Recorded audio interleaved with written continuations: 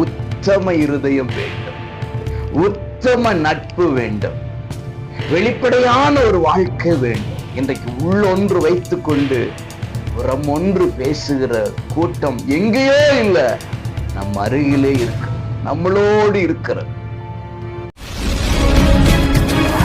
ஆவிக்குரிய அன்பு உறவுகளே, உங்களை மனதார வாழ்த்துகிறேன். ஏசப்பா உங்களோடு என்று இணைந்து இருப்பாராக. பிலிப்பியர் 4:3 அன்றியும் என் உத்தம கூட்டாளியே, கூட்டாளியே என்று சொன்னால் உடன் இருப்பவர்களே, நண்பர்களே, தோழர்களே, ஐக்கியமாக இருக்கிறவர்களே என்றெல்லாம் பொருள்படும்.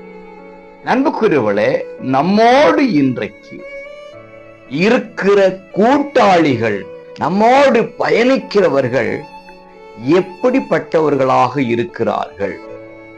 அவர்களோடு நாமும் பயணித்துக் கொண்டிருக்கிறோம். நாம் எப்படிப்பட்டவர்களாக அவர்களுக்கு இருக்கிறோம்? நாம் அவர்களுக்கு உத்தமர்களாக, அவர்கள் நமக்கு உத்தமர்களாக, ரெண்டு பேரும் இணைந்து தேவனுக்கு உத்தமர்களாக இருக்கிறோமா?